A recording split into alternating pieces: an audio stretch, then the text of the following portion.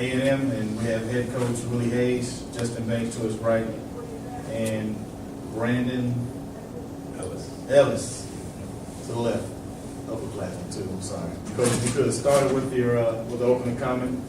We'll take questions. Well, this game here, we knew that we had to attack their zone. The previous 2 times we played them, we did a good job attacking the zone in the first half. We never did in the second half. We never had guys flashing to the middle of the zone to create that space. But tonight, we did from the get-go, and we did over into the second half, and we stayed aggressive the whole game. And that was the key for us, just staying aggressive the whole game. All right, questions? Coach, I'll open it up. I had a question, and I'm kind of going through a faint format, and this is more a philosophical question in regards to how do you feel about the management organization of the SWAC and bringing the tournament here to Toyota Center here in Houston? How do you feel things have been operated and run? Oh, this is a great venue here. It give our guys, it give all the teams the opportunity to play in the NBA arena. A lot of them would never get opportunity to come to an NBA arena. So, for them, yesterday when we walked, the other day when we walked in to watch our ladies play, they was at awe. And I wanted to do that because I didn't want them to be in awe the night that we played. So when they walked in here Tuesday night, everybody looked around and got that excitement out of them, and they came in ready to play tonight. But the organization, how they got it ran here, is pretty good. I have no doubt about what they're doing. It worked in our favor so far, so hopefully it can continue working in our favor. Considering how you played them earlier in the season, what approach did you, going into this game, what approach did you have telling your players, I noticed you were open a lot. Yes, ma'am. A lot. So what was the scheme behind all of that and everything, and what approach did you take differently? Well, in their zone, they kind of play like a matchup zone, and a lot of people don't recognize it because they put a lot of pressure up on your wings. So that backside is open, and we have been trying to do it the previous 2 games, but for some reason we never could get him going. I guess he never did realize what we was trying to get him to do.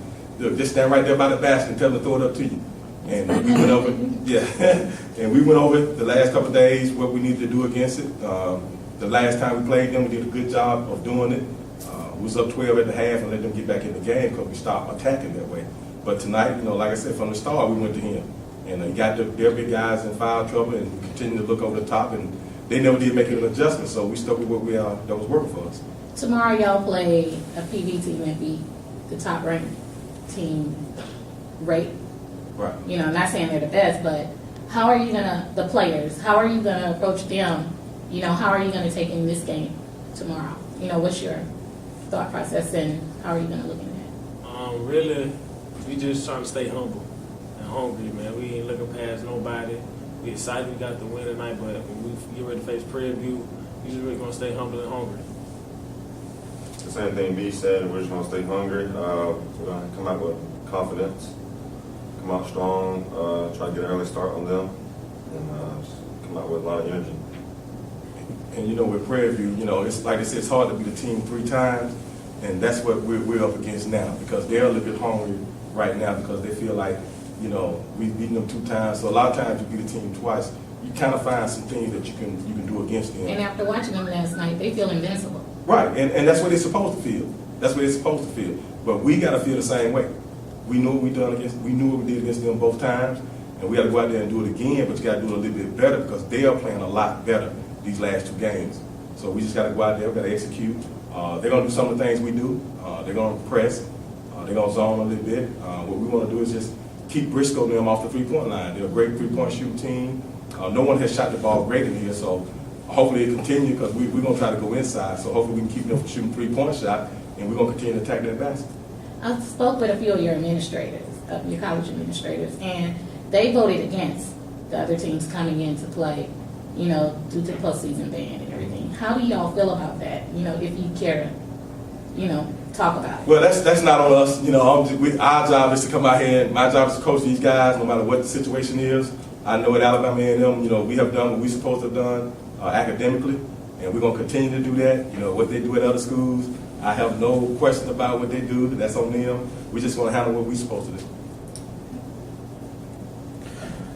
Would you give us an idea in terms of the mindset? Usually the season, some people compare it to a marathon versus the postseason with the sprint.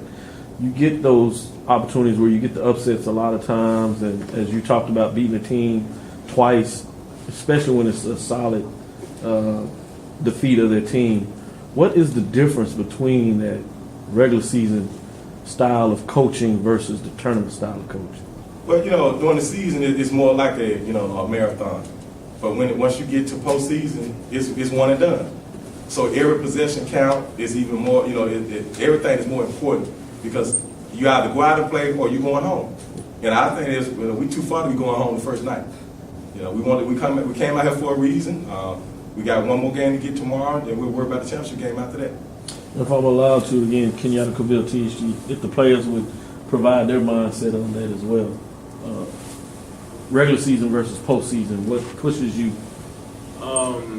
Regular season, it is like a marathon. It's like we're just trying to work out all the kinks. At the same time, we're still trying to, get wins, get the right seeding, try to get the regular season SWAC championship. And as far as me, I'm a senior, along with Justin, man. Each game right now is our last game, so we just fighting to stay alive, man. That's all we're trying to do. At the beginning of the season, we were trying to find each other's role on the team. As the season went on down, we found each other's role. We found out who to go to. We found more players involved. We just got to keep it going. And when we get to the tournament, it's more serious. This is my last year trying to get a ring. And that's it about this team here. Every night is someone different scoring for us. We don't have a high-powered offense where we got 3 people in double figures. We got 1 person that's averaging double-figure points. Everyone else is right up under 10 points. So we can live with that. As long as someone's stepping up every night, we can live with that. You have any more questions?